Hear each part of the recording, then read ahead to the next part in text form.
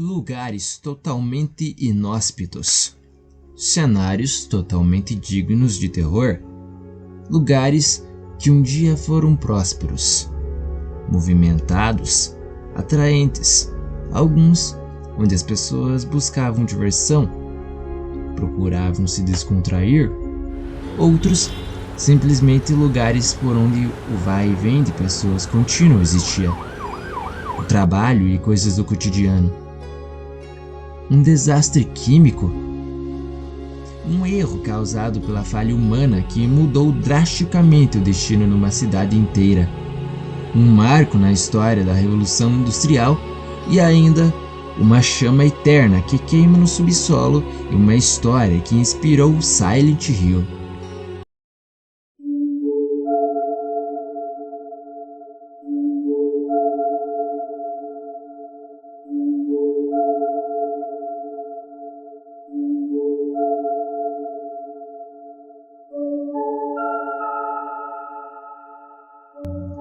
Abandonados às pressas, evacuados ou simplesmente esquecidos, lugares e cenários que hoje só exibem resquícios de vida humana, lugares engolidos pela força e brutalidade do tempo que castiga a paisagem, onde a ferrugem corrói e onde a única coisa que sobrevive é a história contada por suas ruínas.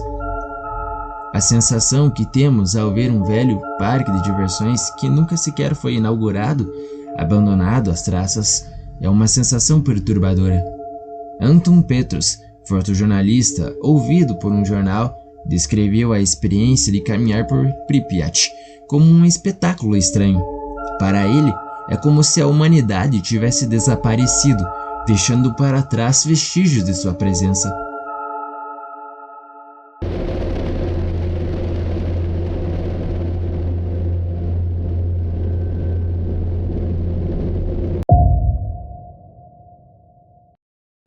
Com a sua inauguração planejada para bater com as festividades de 1º de maio de 1986, no Dia do Trabalhador, tudo logo foi interrompido abruptamente devido ao desastre que ocorreu nas primeiras horas do dia 26 de abril de 1986, na central nuclear de Chernobyl. O parque foi fechado naquele mesmo ano e a abertura planejada foi cancelada. Embora o parque de diversões de Pripyat, na Ucrânia, tenha sido construído para proporcionar alegria e diversão às famílias locais, hoje é uma testemunha silenciosa da tragédia. As atrações abandonadas se deterioram lentamente com o passar dos anos, enferrujando à medida que são expostas ao clima e à radiação.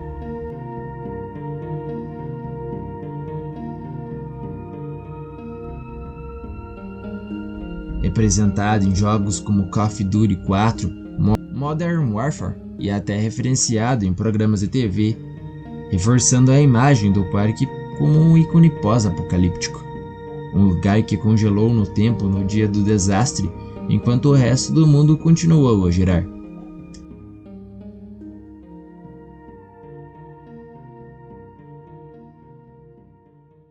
Um lugar com aspecto tão sombrio como este é a ilha de Hashima, comumente chamada Gunkanjima, que significa Ilha do Encouraçado, em razão do seu formato que parece um navio de guerra.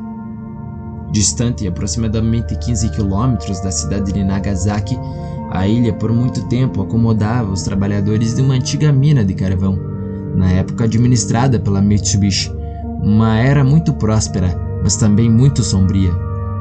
O local é assustador por suas imensas construções de concreto abandonadas em meio ao oceano, mas seu aspecto sombrio não está apenas nas ruínas.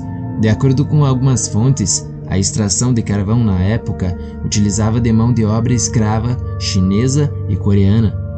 Depois de o petróleo substituir quase que por completo o carvão mineral, a ilha foi evacuada, considerada hoje uma ilha fantasma, deixando ruínas enormes abandonadas ao tempo e já cercadas pela vegetação, e que demarca a divisão e o início de tempos modernos e as mudanças no padrão de consumo da população e exploração de recursos naturais, que iniciam uma nova era.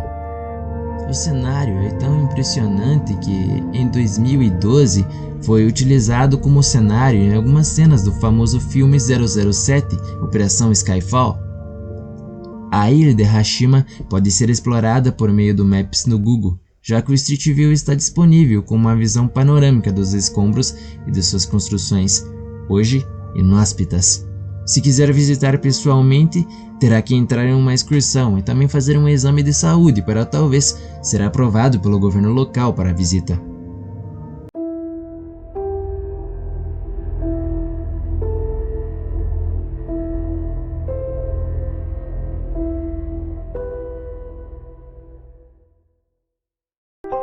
A cidade, fundada por Alexander W. Ray em 24 de agosto de 1875, Centralia, hoje um distrito e cidade fantasma localizado no estado norte-americano da Pensilvânia, no condado de Columbia, foi abandonada em razão de um cenário horripilante e perturbador.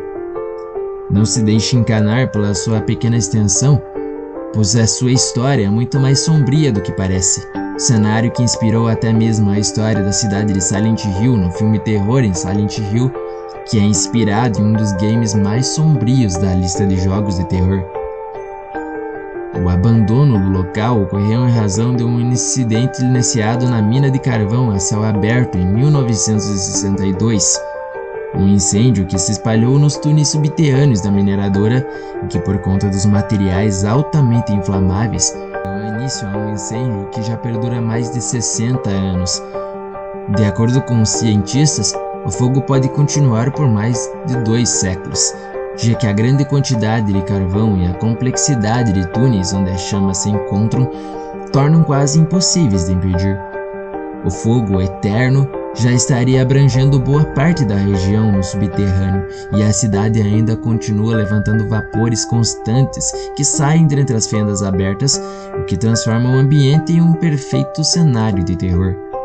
Além dos gases tóxicos, muitos outros perigos foram assustando os moradores de Centralia.